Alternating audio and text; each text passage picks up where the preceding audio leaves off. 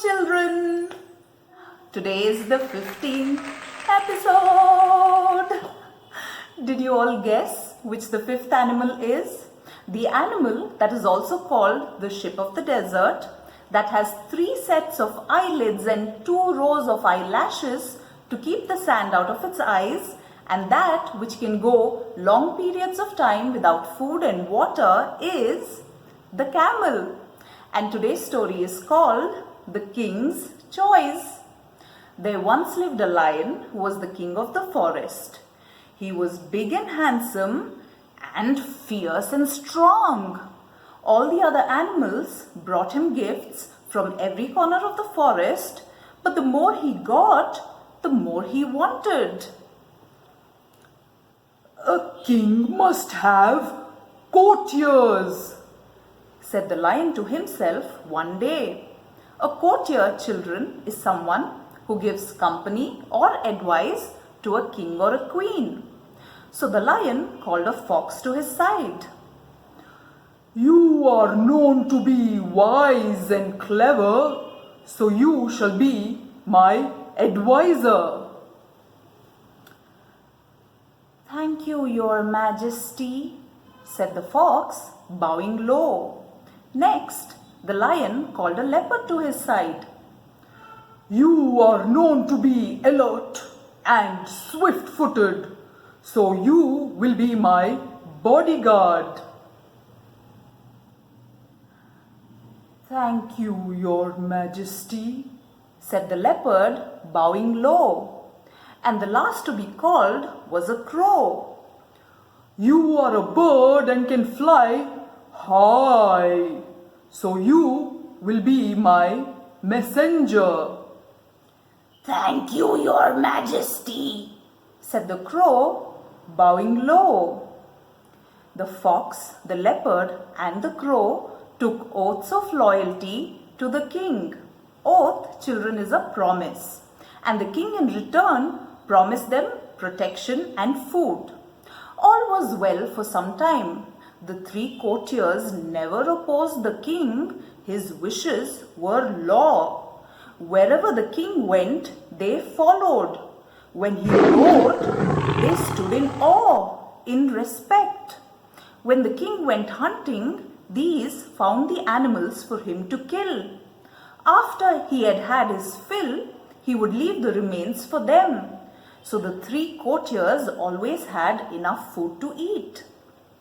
One day, the crow said to the king, "Your majesty, have you ever tasted camel meat? It is very tasty. I had it in a desert once." The lion had never seen a camel, but he was very excited to try camel meat. So he looked at his other advisors. They were wise and experienced, so he wanted their opinion. Now the fox and the leopard didn't know much about camels or deserts, but they did not want the crow to seem wiser. So they agreed that it was a good idea. The crow could fly ahead and show them the way. So the next morning, the lion and his courtiers set off to the desert. Soon they reached the edge of the desert. But as they left the shelter of the forest, the blazing sun, blazing, children, is hot. The hot sun beat down on them. It was unbearably hot. High up in the cool air, the crow flew. "Hurry along," he said to them. "The camel is not far off." But the lion couldn't go any further. The hot sand had burnt his paws. "Stop!" he shouted. "Let us return to the forest at once. I don't care for camel meat." His advisors were frightened. The forest was far behind, and how could they take him back now? The leopard wanted to run away. The crow wanted to wait and watch. But the clever fox thought of a plan. Off he ran towards the desert, saying that he would bring some help. After a while, the fox found the camel. How surprised was the camel to see a fox in the desert. "Ah, my friend, come along. Our king wants to meet you at once." The camel asked the fox, Who? I don't know any king. "The lion is our king, and he invites you to live with him in the forest with him. Now come along." So the camel followed the fox. When the camel and the fox reached the lion's camp, the crow and the leopard were surprised to see them. The lion too was delighted in spite of his burnt paws. The camel was presented to the lion. "Your Majesty, get on to the camel's back. He will take us all back home." So the lion quickly jumped onto the camel's back. The fox and the leopard sat with him, and with the crow flying ahead as their guide, they all set off on their long journey back. By the time they had returned to the forest, they were tired and hungry. The fox, the leopard, and the crow looked at the camel.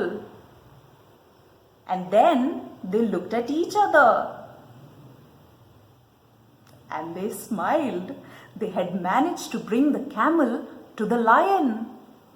When the lion saw his courtiers, he knew what they were thinking.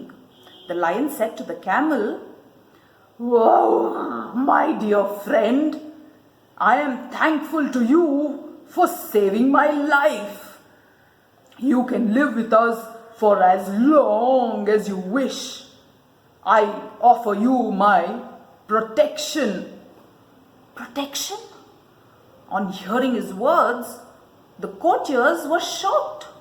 Hadn't they risked their lives to bring the camel to the lion, and now he was offering him his protection? But could they say anything to the lion? No, after all, he was their king. Now the lion's paws were badly burnt, and he couldn't hunt. He was tired and hungry. "Fox, leopard, crow, can you not see I am tired and hungry? Go bring me some food." The courtiers had to obey the king. They left but didn't go far. They all sat to discuss what to do next. After a while, the fox came up with a plan. "We must get the camel to offer himself as food to the lion." And the fox told the others of his plan, and they all agreed that it was a good idea. When they got back, the crow spoke first.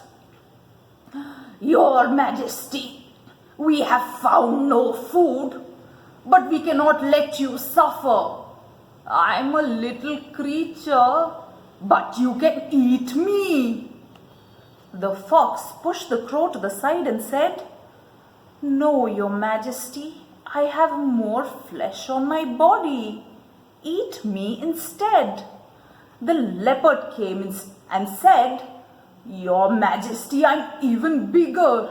Eat me instead." The camel, who was quietly watching the three courtiers, didn't want to be found wanting in loyalty. Besides, he thought that these three courtiers were more important to the lion. So he said, Majesty, eat me instead. On hearing the camel's words, the fox, the leopard, and the crow got ready to pounce on the camel. But the lion stopped them. "Stop! You are all good and loyal courtiers." And then he looked at the fox, the leopard, and the crow, and he said, "You have been good and loyal to me, and I accept all your offers. I will now eat you in the order that you offered yourselves." There was not a moment to lose. Away flew the crow, away ran the fox and the leopard. The lion had a good laugh. And he said to the camel, "You have been the most loyal of all. You shall remain my friend for as long as I live."